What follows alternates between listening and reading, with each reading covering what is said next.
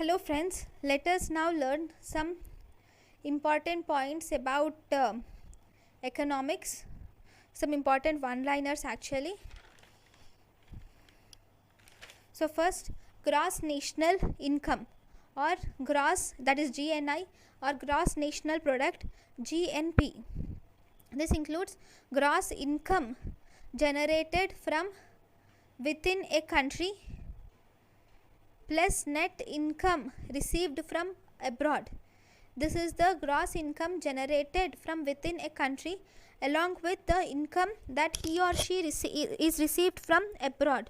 That is gross national income. Gross domestic product. Gross domestic product is the gross income generated within a country. Here no net income received from abroad. Gross domestic product is the only income that is generated from the country but not from abroad. So this is gross domestic product. Next we have net national product.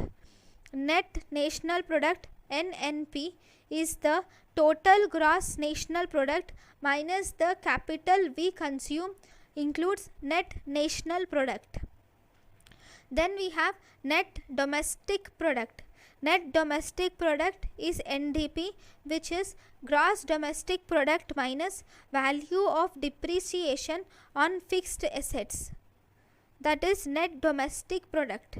Purchasing power parity, PPP. Purchasing power parity is the number of units of a country's currency is required the same amount of goods or services in domestic market as dollar in USA is purchasing power parity. This is nothing but a unit which compares one country's currency with a dollar. That means for Indian 1 rupee is compared with $1. So number of goods that we get, the number of money that we require for buying the same amount of chocolates for $1 in USA. So that is purchasing power parity. Just an example. Fine. Then the most important thing in this chapter is about social security and social safety net. First, social security. Social security includes social insurance program providing social protection against the conditions like poverty, older age, disability and unemployment is social security. That is the insurance which we get. For example, if you have a car insurance is a social security. So this social security was introduced in Germany by Bismarck in 1883. Then approaches for social security system. Approaches for social security system are of two types. One, we have social assistance. Second, in social assistance, it is a non-contributory benefit extended to vulnerable group.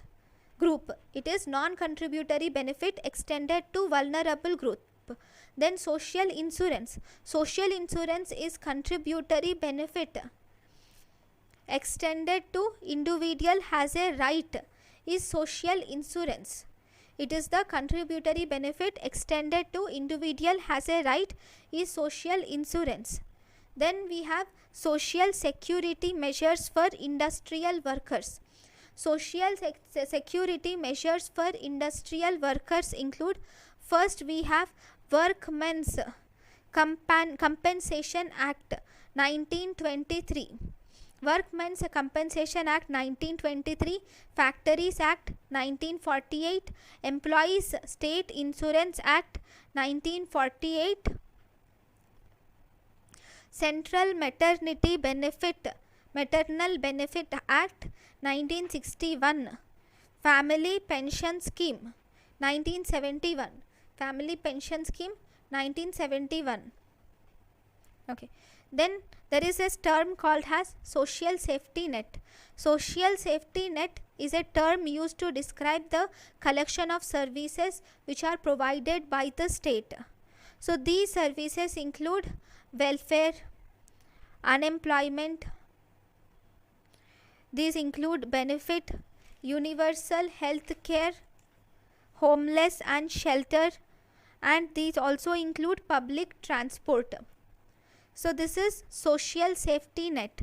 So this is about the social sources, and these are the important points about social security and some important one-liners about economics.